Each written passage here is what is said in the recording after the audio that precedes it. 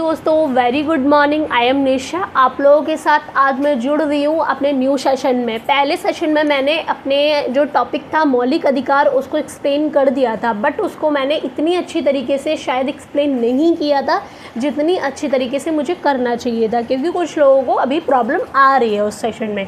तो आज जो मेरा सेशन है वो मौलिक अधिकारों पर ही है, बट आज मैं बहुत अच्छे से उन मौलिक अधिकारों को एक्सप्लेन करूँगी। तो ज़्यादा टाइम ना वेस्ट करते हुए हम अपने सेशन को स्टार्ट करते हैं। सबसे मेन पॉइंट ये आता है कि मौलिक अधिकार क्या हैं। तो मौलिक अधिकार हमारे वे अधिकार हैं जिससे हम अपनी ज़िंदगी को व्यक्त करते हैं, अपनी ज़िंदगी को चलाते हैं। तो सबसे पहली बात, हमारे पास अभी वर्तमान में 6 मौलिक अधिकार हैं। जब हमारा संविधान लागू हुआ था 26 जनवरी 1950 को, उस टाइम हमारे पास 7 मौलिक अधिकार थे, जिसमें से एक संपत्ति का मौलिक अधिकार था जिसको हटा दिया गया। 1978 में उस मौलिक अधिकार को हटा दिया गया था और उस मौलिक अधिकार को हटाकर उसे कानूनी अधिकार बना दिया गया था। और हमारा जो संविधान है, संविधान के भाग 3 में हमारे अनुच्छेदों को एक्सप्लेन किया गया है, हमारी जो मौलिक अधिकार है उनको एक्सप्लेन किया गया है। इस कंडीशन को मैग्ना कार्टा भी कहा जाता है। तो हम एक एक करके अपने संविधानों को एक्सप्लेन करते हैं। तो संविधान के अंदर जो भाग 3 है उसमें जो हमारे 6 मौलिक अधिकार हैं उनको बताया गया है। अनुच्छेद 12 से अनुच्छेद 35 तक हमारे मौलिक अधिकारों को एक्सप्लेन किया गया है। तो आप समझ सकते हैं कि हमारे जो मौलिक अधिकार जब बनाए गए थे तो उसमें एक एक चीज़ को बहुत अच्छी तरीके से देखा गया था और समझा गया था।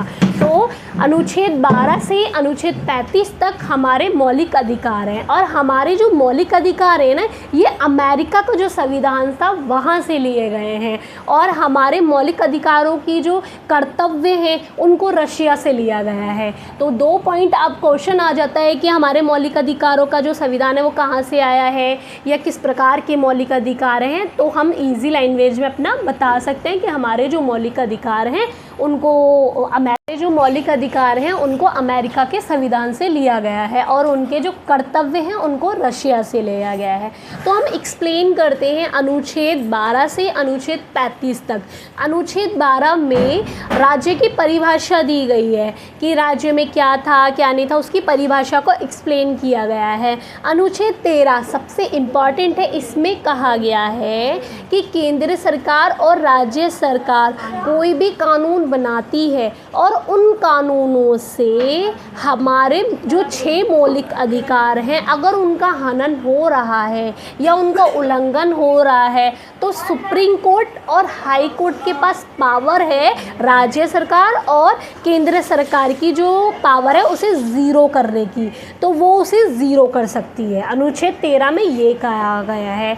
और हमारे जो मौलिक अधिकार हैं, 6 मौलिक अधिकार हैं, मैं उनको बता देती हूँ कौन कौन से अधिकार हैं हमारे और उसमें कौन कौन से अनुच्छेद में कौन से अधिकार आते हैं। सबसे पहला समानता का अधिकार अनुच्छेद 14 से अनुच्छेद 18 तक में एक्सप्लेन किया गया है। स्वतंत्रता का अधिकार अनुच्छेद 19 से अनुच्छेद 22 में तक एक्सप्लेन किया गया है। और हमारे जो शोषण के विरुद्ध अधिकार है वो 23 से 24 तक में एक्सप्लेन किया गया है। धर्म की स्वतंत्रता का अधिकार 25 से 28 तक एक्सप्लेन किया गया है। और संस्कृति और शिक्षा का जो अधिकार है वो 29 से 30 में एक्सप्लेन किया गया है। और सबसे मुख्य है हमारा जो छठा अधिकार है, मौलिक अधिकार है, वो है संवैधानिक उपचारों का अधिकार। ये अनुच्छेद 30 में एक्सप्लेन किया गया है। और 32, 33, 35 को मैं आगे रिट जो जारी किए गए थे उनमें एक्सप्लेन कर दूंगी। तो सबसे पहला जो हमारा अधिकार है समानता का अधिकार अनुच्छेद 14 से अनुच्छेद 18 में दिया गया है, और इसमें 5 प्रकार की हमें समानताएं दी गई हैं। सबसे पहला पॉइंट यही आता है कि कानून सबके लिए बराबर है और कानून के लिए सब बराबर हैं। पहला उदाहरण ये हो जाता है। अनुच्छेद 15 में कहा गया है किसी धर्म, लिंग, जाति, जन्म स्थान के बिहार पर कभी भी किसी भी व्यक्ति के साथ भेदभाव नहीं किया जाएगा। यानी कि अगर कोई व्यक्ति नौकरी करना चाहता है तो उसके साथ कोई भेदभाव नहीं किया जाएगा, क्योंकि उसके पास अवसर हैं, समानताएं हैं। तो लिंग, धर्म या किसी जन्म स्थान के आधार पर कि तुम बिहार से हो या तुम कर्नाटक से हो, तुम मध्य प्रदेश से हो, तो तुम्हारे साथ हम लोग वो करेंगे, उन्हें अवसर नहीं देंगे, उन्हें स्वतंत्रता नहीं देंगे, समानता देंगे, ऐसा नहीं है। अनुच्छेद 15 में क्लियरली एक्सप्लेन किया गया है किसी भी धर्म, जाति, लिंग या जन्म स्थान के बिहार पर किसी के साथ कोई भी भेदभाव नहीं किया जाएगा।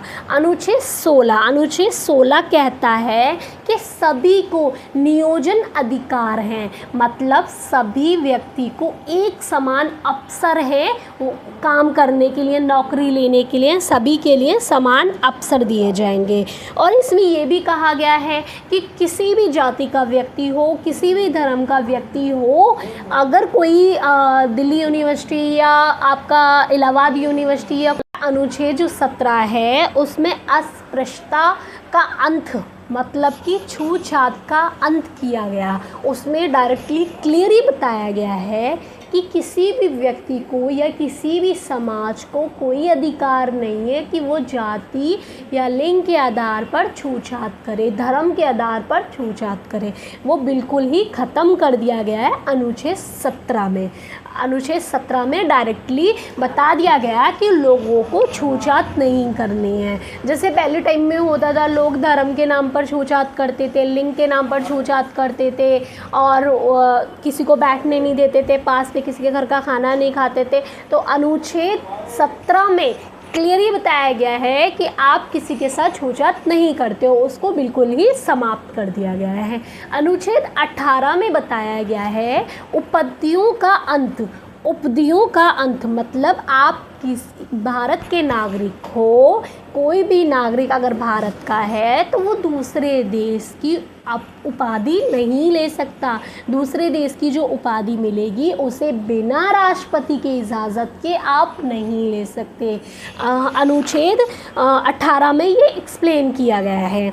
तो अब हमारा जो 18 तक था, 14 से 18 तक समानता की बात की गई थी, वो हमने एक्सप्लेन कर दिया। अब हम बात करते हैं स्वतंत्रता का अधिकार। ये हमारा आता है 19 से 22, इसमें एक्सप्लेन किया गया अनुच्छेद 19 से 22 में। इसके तहत अनुच्छेद 19 के तहत 6 प्रकार की हमें स्वतंत्रताएं प्रदान की गई हैं। तो सबसे पहला हम बात करते हैं अभिव्यक्ति की स्वतंत्रता, यानी कि हमारे पास बोलने की स्वतंत्रता है। अगर हम कोई चीज़ गलत देख रहे हैं तो हमारे पास ये स्वतंत्रता है कि हम बोल सकते हैं, अपनी अभिव्यक्ति को प्रकट कर सकते हैं। अपनी जो स्वतंत्रता है उसे हम प्रकट कर सकते हैं, बोल सकते हैं, उसका सामना कर सकते हैं। ठीक है। दूसरा आता है शक्तिपूर्ण एकत्रित होने व सभा करने की स्वतंत्रता, संघ बनाने की स्वतंत्रता। तीसरा आता है संघ बनाने की स्वतंत्रता। चौथा आता है देश में कहीं भी आगमन की स्वतंत्रता, यानी कि देश में कहीं भी आने जाने की स्वतंत्रता। हमारे पास देश में कहीं भी आने जाने की स्वतंत्रता है, देश में कहीं भी निवास करने की स्वतंत्रता है, कोई भी व्यापार कर सकते हैं हम किसी भी देश में। हमारे पास सबसे पहले स्वतंत्रता क्या है, हमारे पास बोलने की आज़ादी है। ठीक है, पहला पॉइंट हो गया।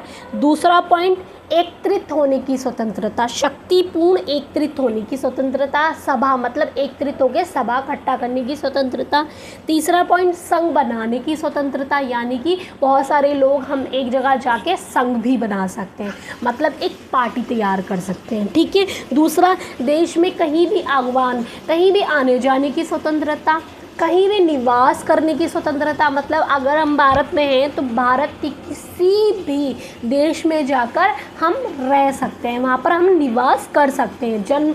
जैसे हमारा जन्म बिहार में हुआ है लेकिन हमें दिल्ली में रहना है तो हम अपना जो जन्मभूमियों से छोड़कर दिल्ली में रह सकते हैं, वहाँ निवास कर सकते हैं और वहाँ पर वही अवसर हमें मिलेंगे जो हमें बिहार में मिलते हैं, वही अवसर हमें दिल्ली में मिलेंगे। दूसरा कि हम कोई व्यापार भी शुरू कर सकते हैं। अब ऐसा तो नहीं है कि हम बिहार के हैं तो सिर्फ बिहार में ही व्यापार कर सकते हैं, नहीं, ऐसा कुछ भी नहीं है। अगर हम बिहार के हैं और हम दिल्ली में रह रहे हैं तो हम दिल्ली में भी निवास कर सकते हैं, दिल्ली में भी व्यापार कर सकते हैं, अपना काम दिल्ली में भी शुरू कर सकते हैं। तो हमारी ये जो स्वतंत्रताएं हैं ये एक्सप्लेन की गई हैं अनुच्छेद 19 से 22 में। हमें हर तरीके की स्वतंत्रता है, कहीं भी आने जाने की स्वतंत्रता है, अभिव्यक्ति की स्वतंत्रता है, व्यापार की स्वतंत्रता है और निवास की स्वतंत्रता है।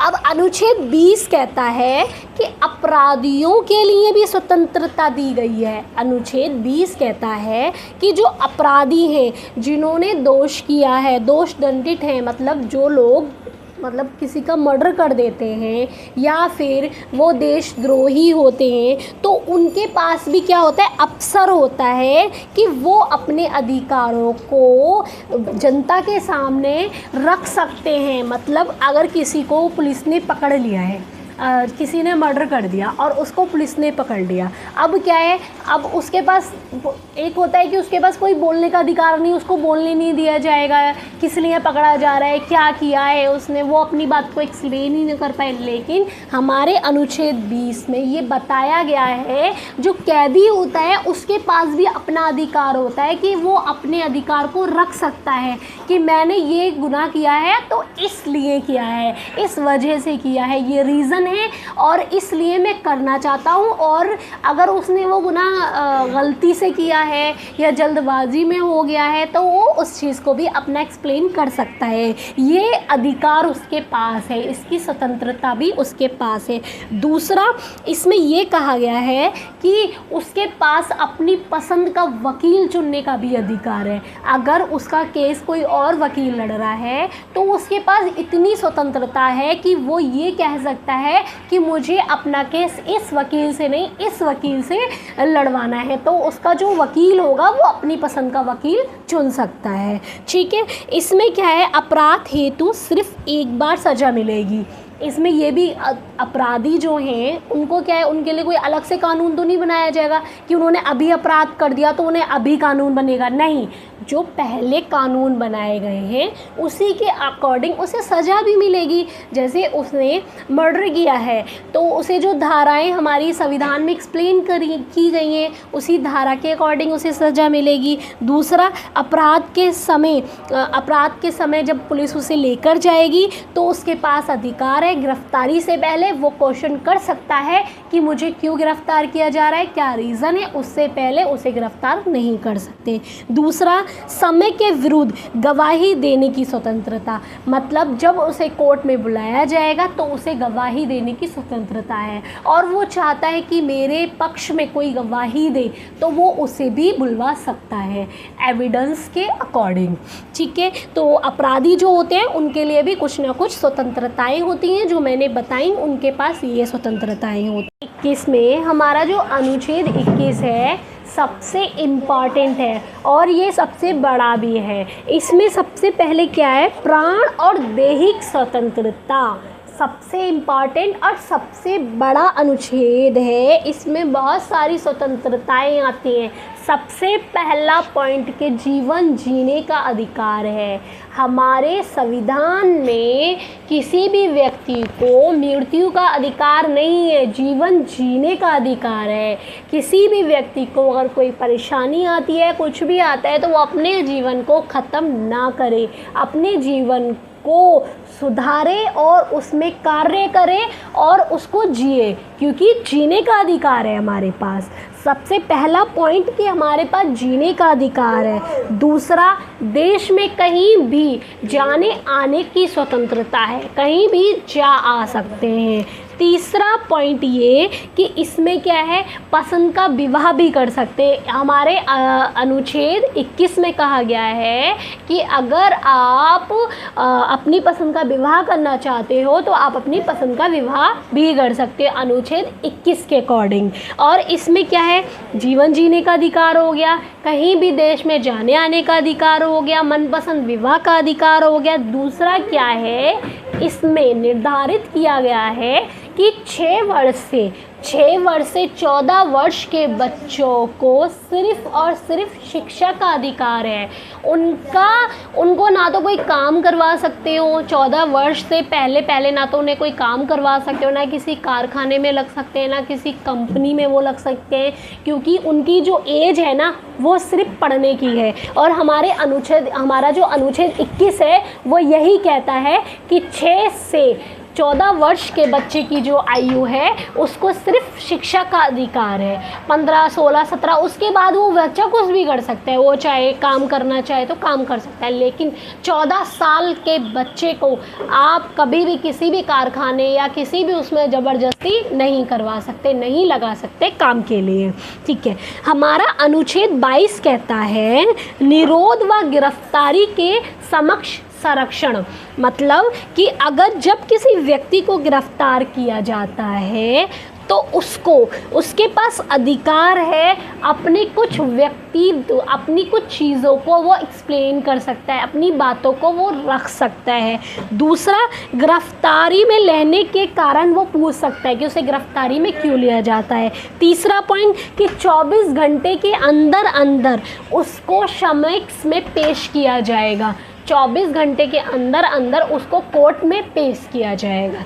अगर उसे गिरफ्तार किया गया है, पहला पॉइंट उसके पास अधिकार है कि वो पूछ सकता है क्यों मुझे गिरफ्तार किया गया है। तीसरा पॉइंट ये आ जाता है कि जब गिरफ्तार किया जा रहा है तो उसे 24 घंटे के अंदर उसे उसमें कोर्ट में पेश किया जाएगा, 24 घंटे का समय होता है।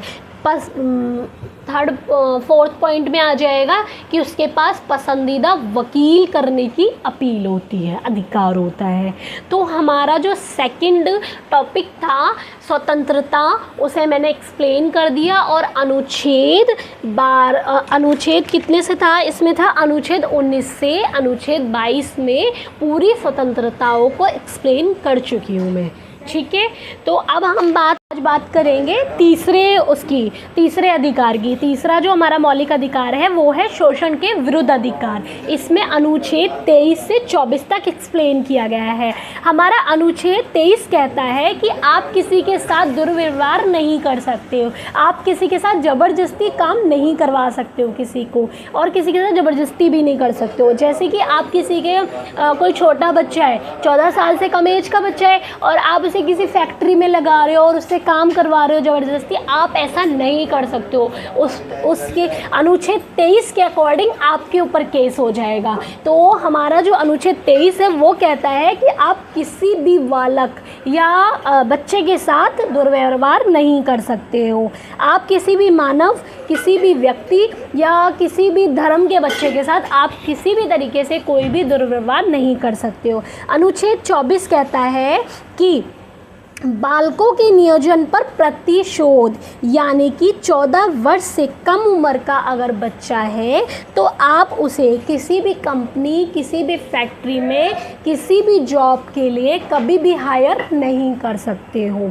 तो 2 पॉइंट यही आते हैं हमारे शोषण के विरुद्ध अधिकार। अब इसमें मैं थोड़ा सा उदाहरण के लिए एक्सप्लेन कर देती हूँ। जैसे कोई व्यक्ति है, उसके साथ फैमिली में शोषण किया जा रहा है। जैसे आप देखते हैं कि आज के पहले टाइम में लड़कियों के साथ ऐसा ही होता था कि उन्हें नौकरानी समझा जाता था, घर में ही काम करवाया जाता था, उनको पढ़ने नहीं दिया जाता, उनको बोला जाता था कि तुम्हारे पास कोई अधिकार ही नहीं है, तुम पढ़ नहीं सकते, तुम कुछ कर ही नहीं सकते, तुम्हारा सिर्फ यही काम है, तुम घर में रहो और घर में ही काम करो। यही उनको उनका माइंड सेट ही ऐसा बना दिया जाता था।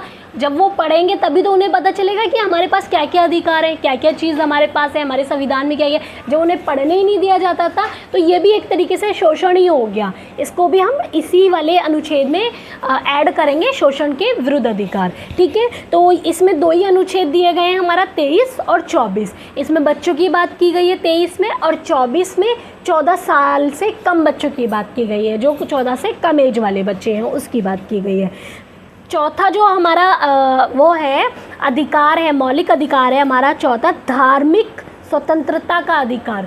मतलब कि हम किसी भी धर्म के हों, हमारे पास ये अधिकार है कि हम अपने धर्म के साथ साथ अगर हम अपना धर्म परिवर्तन करना चाहते हैं, कि अभी जैसे हम हिंदू हैं या हम मुस्लिम हैं, तो हम अपना धर्म बदलना चाह रहे हैं, या हमें दूसरा जो धर्म है वो ज़्यादा अच्छा लग रहा है या उसके गुण ज़्यादा अच्छे लग रहे हैं, तो हमारे पास ये अधिकार है कि हम अपना धर्म परिवर्तन कर सकते हैं। ये हमारे पास अधिकार है। और इसमें अनुच्छेद 25 से अनुच्छेद 28 में पूरा एक्सप्लेन किया गया है सिर्फ धार्मिक स्वतंत्रता को लेकर, यानी कि हर किसी को कोई भी धर्म मानने की स्वतंत्रता है, इसका प्रचार करने की स्वतंत्रता है। अगर आप किसी भी धर्म के हो, आप दूसरे धर्म को मान रहे हो, तो आपके पर पूरी स्वतंत्रता है, आप वो कर सकते हो और उस धर्म का प्रचार भी कर सकते हो। आप अपने धर्म का भी प्रचार कर सकते हो, उसका भी आपके पास अधिकार है। अनुच्छेद 26 कहता है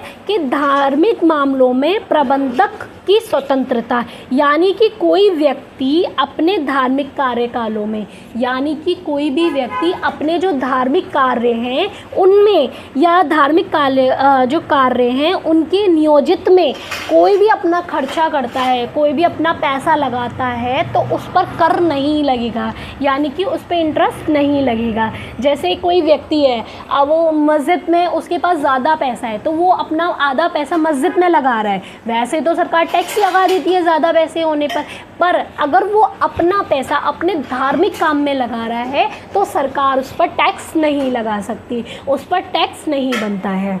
दूसरा अनुच्छेद 26 कहता है ये हमारा। अनुच्छेद 27 कहता है धर्म की अभिव्यक्ति के लिए करों की संदेह, मतलब किसी प्रकार का कोई भी कर नहीं लगेगा अगर आप अपने धार्मिक कार्यों या धार्मिक चीज़ों को बनवाते हैं। यानी कि आप मान लो कि आपके पास बहुत सारा पैसा है और इतना पैसा है कि आपके पास सरकार आपको टैक्स आपको वसूलने के लिए बोलती है, टैक्स आप पर लगा देती है, GST आप पे हर चीज़ पे लगती है, लेकिन कर जो होता है, टैक्स जो होता है वो अलग से होता है। जब ज़्यादा अमाउंट हमारे पास होता है तब सरकार हमारे ऊपर टैक्स लगा देती है, पर अमाउंट के हिसाब से वो टैक्स लगाती है कि आपके पास कितना करोड़ है, करोड़ के अकॉर्डिंग वो टैक्स आप पर लगा देती है। तो अगर आपके पास आधा, मान लो आपके पास बहुत सारे 25 करोड़ या 50 करोड़ हैं, तो उसमें से आप अपना आधा जो अमाउंट है आप अपनी धार्मिक चीज़ों पे लगा रहे हो, धार्मिक प्रचार के लिए लगा रहे हो, तो वो जो आपका कर है, जो टैक्स है, वो सरकार आपका माफ़ कर देगी। अनुच्छेद 27 भी यही बात कहता है। अब बात करते हैं हम अनुच्छेद 28 की। ये कहता है धार्मिक शिक्षा, धार्मिक शिक्षा ये बात करता है धार्मिक शिक्षा की, यानी कि किसी भी स्कूल या कॉलेज में आपको किसी भी धार्मिक शिक्षा दी जा रही है, कोई भी धार्मिक शिक्षा, तो आपके पास अधिकार है कि आप उस शिक्षा को लो या मत लो, वो आपके ऊपर डिपेंड करता है। आपको अनुच्छेद 28 के अकॉर्डिंग कोई भी आपके ऊपर प्रेशर नहीं बनाया जाएगा कि इस स्कूल में आप पढ़ रहे हो तो इस स्कूल में इम्पोर्टेंट आपको उर्दू पढ़ाई ही जाएगी। आप हिंदू धर्म को रिलेटेड करते हो, आप धार्मिक हो, आप हिंदू धर्म का प्रचार कर रहे हो, हिंदू धर्म को मान रहे हो, तो आपको मुस्लिम में उर्दू नहीं पढ़ाई जाएगी। अगर आप मुस्लिम यूनिवर्सिटी में पढ़ रहे हो तो आपको उर्दू नहीं पढ़ाई जाएगी। वो आपके ऊपर डिपेंड करता है कि आप दूसरे धर्म के प्रचार को, दूसरे धर्म की क्लास को लेना चाह रहे हो या नहीं चाह रहे हो, वो भी आपको स्वतंत्रता दी गई है शिक्षा की उपस्थिति के लिए। यानी कि धार्मिक पर, जैसे कार्यों में, स्कूल कॉलेज में क्या होता है, कोई फंक्शन हो गया, अब उस फंक्शन में आपके कोई धार्मिक चीज़ का प्रचार हो रहा है, मान लो कोई ड्रामा हो रहा है मुस्लिम के लिए, तो आपके ऊपर डिपेंड करता है कि आप उस ड्रामे में पार्टिसिपेट करते हो या नहीं करते हो। कोई आपको फोर्स नहीं कर सकता, आपको फोर्स करने की किसी के पास वो नहीं है, स्वतंत्रता नहीं है। आपके पास स्वतंत्रता है कि आप उसे फॉलो करो या मत करो। अनुच्छेद हमारा अब आता है मौलिक अधिकारों में से सबसे इम्पॉर्टेंट मौलिक अधिकार हमारा आता है, पांचवा मौलिक अधिकार हमारा है संस्कृति और शिक्षा का अधिकार। इसमें अनुच्छेद 29 से 30 तक एक्सप्लेन किया गया है। अनुच्छेद 29 कहता है अल्पसंख्यक वर्ग के हितों के संरक्षण के लिए बात करता है। जहां शिक्षा और संस्कृति की बात आ जाए वहां अल्पसंख्यक लोगों की बात आ ही जाती है। तो यानी कि अल्पसंख्यक जो वर्ग है अपनी भाषा का जो प्रचार है वो कर सकता है। अल्पसंख्यक जो लोग हैं वो अपनी भाषा लिपि का प्रचार कर सकते हैं, उनके पास स्वतंत्रता है। अल्पसंख्यक जो लोग हैं किसी भी सरकारी अफसर में अपनी भाषा में वो एग्ज़ाम दे सकते हैं। यानी कि मेरा कहने का मतलब ये है कि हमारा जो पांचवा मौलिक अधिकार है वो संस्कृति और शिक्षा का है। उसमें आ जाते हैं अल्पसंख्यक लोग। यानी कि अल्पसंख्यक जो लोग हैं उनकी जो लैंग्वेज होती है वो अलग होती है। मान लो कि अल्पसंख्यक कुछ हो जाते हैं मराठी लोग, मराठी भाषा होती है उनकी। अब हम पढ़ रहे हैं हिंदी, वो पढ़ रहे हैं मराठी। तो सरकार ने हमारे जो पांचवा जो अनुच्छेद है, अनुच्छेद 29 कहता है कि आपको पूरा अधिकार है, आप अपनी भाषा में एग्ज़ाम दे सकते हो। हिंदी, इंग्लिश, उर्दू, मराठी, किसी भी भाषा में आप अपना एग्ज़ाम दे सकते हो। मतलब किसी आप कॉलेज में पढ़ रहे हो तो वहाँ का कोई प्रेशर नहीं रहेगा आपके ऊपर कि आपको नहीं हिंदी में एग्ज़ाम देना है, नहीं आपको हिंदी नहीं आती तो आपको इंग्लिश में ही एग्ज़ाम देना है। नहीं, आप अपनी भाषा में एग्ज़ाम दे सकते हो। और आप कोई भी गवर्नमेंट जॉब हो या प्राइवेट जॉब हो, किसी टाइप की कोई भी आप सरकारी नौकरी के लिए अप्लाई करते हो तो वहाँ पे इम्पॉर्टेंट नहीं है कि आप इंग्लिश में ही इंटरव्यू दो या फिर आप इंग्लिश में ही एग्ज़ाम दो। नहीं, जिस भाषा को आप मान्यता देते हो, जिस भाषा को आप मानते हो, जिस भाषा में आपने शिक्षा ली है, आप उस भाषा का प्रयोग करके आप अपनी सरकारी नौकरी के लिए अप्लाई कर सकते हो। ऐसा अनुच्छेद 29 कहता है। अनुच्छेद 29 हमारा कहता है, इसमें अनुच्छेद में कुछ आरक्षण भी आ जाते हैं। अल्पसंख्यक जो लोग हैं उनको कुछ आरक्षण भी दिए जाते हैं। वैसे तो सब समानता और एकता की बात की गई है, पर जब बात हमारे अल्पसंख्यक लोगों की आ जाती है तो उन लोगों को कुछ आरक्षण दिया गया है। अब आरक्षण क्यों दिया गया है? सबसे इम्पॉर्टेंट बात, जो जनरल नॉर्मल लोग होते हैं वो तो काम कर ही रहे हैं, आगे बढ़ रहे हैं, बट जो हमारे देश में बिछड़े हुए वर्ग के जो लोग होते हैं, बस सरकार का ये मोटिव रहता है कि उन बिछड़े हुए लोगों को थोड़ा आगे लिया जाए, आगे लाया जाए। उन्हें हमसे आगे नहीं, मतलब बराबर किया जाए, इक्वालिटी, एकता, मतलब उनको एक बराबर किया जाए। उनको इसलिए थोड़ा सा आरक्षण दिया जाता है। आप देखते हैं नौकरियों में भी उनको कुछ % का आरक्षण मिल जाता है। स्कूल कॉलेज में भी उनको थोड़ा कम फीस, जनरल जो नॉर्मल होते हैं कैटेगरी के लोग, उन्हें नॉर्मल फ़ीस पे करनी होती है, लेकिन जो अल्पसंख्यक लोग होते हैं उनकी जो फ़ीस होती है वो थोड़ा कम होती है, तो उन्हें आरक्षण भी इसमें मिल जाता है। शिक्षा संसाधनों स्थापना प्रवर्तन, यानी कि कोई भी अल्पसंख्यक अपने 30 कहता है हमारा कि शिक्षा आपने अल्पसंख्यक लोगों के लिए है कि अगर आपने शिक्षा इंडिया में ली है तो आप अपना व्यापार भी शुरू कर सकते हो अपनी लैंग्वेज में। मतलब अगर आप मराठी भाषा का प्रयोग करते हो और मराठी भाषा में आप शिक्षा भी ले सकते हो और मराठियों के नाम से मराठी भाषा में आप अपना बिजनेस भी कर सकते हो। मतलब उनको खुला अपना कोई कार्य है आप खोलना चाहते हो तो आप अपना खोल सकते हो, आपको कोई रोक टोक नहीं करेगा कि आप यहाँ पर लोग रहते हैं सारे मुस्लिम और आप वहाँ पर लैंग्वेज ज़्यादातर मुस्लिम यूज़ होती है, हिंदी यूज़ होती है, लेकिन आप वहाँ पर मराठी बोलने लगो तो लोग विरोध करने लगे। नहीं, ऐसा कोई विरोध नहीं करेगा, क्योंकि अनुच्छेद 30 कहता है कि आप जिस भाषा का प्रयोग करते हो, जिस भाषा में आपको आपकी शिक्षा मिलती है है उस भाषा में आप अपना व्यापार भी शुरू कर सकते हो। मतलब कहने का मतलब ये है कि शिक्षा पर किसी भी प्रकार का कोई प्रतिबंधित नहीं है कि शिक्षा आपको इस भाषा में लेनी है, कि शिक्षा आपको इंग्लिश में ही पढ़ना है, कि आपको इंग्लिश ही पढ़नी है या फिर आपको मराठी ही पढ़नी है, ऐसा नहीं है। हमारे संविधान में, हमारे संविधान की जो हमारे मौलिक अधिकार हैं, मौलिक अधिकारों में जो हमारा 5वां मौलिक अधिकार है उसमें क्लियरिटी ये बात की गई है कि आप किसी भी भाषा में अपना शिक्षा ले सकते हो, अपनी शिक्षा ले सकते हो, अपना व्यापार शुरू कर सकते हो, और जिस भाषा में आपने शिक्षा ली है आपको उसी भाषा की मान्यता दी जाएगी, उसी भाषा की आपको डिग्री मिलेगी। अब हमारा सबसे इम्पोर्टेंट आता है छठा अनुच्छेद, मतलब छठा हमारा मौलिक अधिकार। हमारा छठा मौलिक अधिकार है संवैधानिक उपचारों का अधिकार। अनुच्छेद 32 में एक्सप्लेन किया जाता है हमारे संवैधानिक अधिकार को, उपचार को। इसमें कहा गया है, इस अनुच्छेद को डॉक्टर भीमराव अंबेडकर की आत्मा कहा जाता है। इस अनुच्छेद को 30वां जो अनुच्छेद है, इस अनुच्छेद को डॉक्टर भीमराव अंबेडकर की आत्मा कहा जाता है, आत्मा और संज्ञा कहा जाता है। यह अधिकार नागरिकों को मूल अधिकार के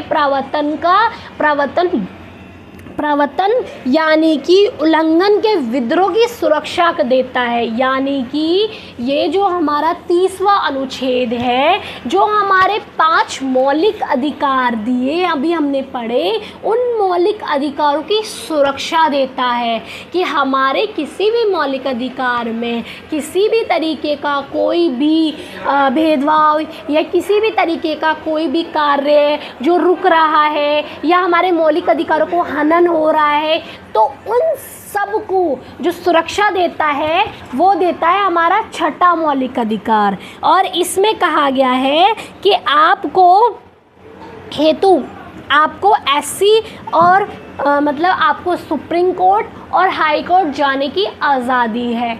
मान लो कि आपके मौलिक अधिकारों को कोई छीन रहा है, आपके मौलिक अधिकारों को कोई उल्लंघन कर रहा है, या आपने कोई गलती कर दी है और आपकी उस गलती को सुना नहीं जा रहा है, आपके पास सारी चीज़ें बोलने का, जाने का, रहने का, हर चीज़ की आपके पास स्वतंत्रता है, तो अगर उसका उल्लंघन हो रहा है तो आप अपना सुप्रीम कोर्ट या हाई कोर्ट में जाके केस दर्ज करा सकते हो। ये हमारे छठे मौलिक अधिकार में एक्सप्लेन किया गया है कि किसी भी व्यक्ति के मौलिक अधिकारों का अगर हनन होता है वो सुप्रीम कोर्ट और हाई कोर्ट में जाके अपील कर सकता है अपने छठे मौलिक अधिकार के लिए। दूसरा, यानी अगर किसी के मौलिक अधिकार छीने जा रहे हैं, किसी के मौलिक अधिकार छीने जा रहे हैं, तो वो अपने मौलिक अधिकारों के लिए सुप्रीम कोर्ट और हाई कोर्ट से जाके लड़ सकता है।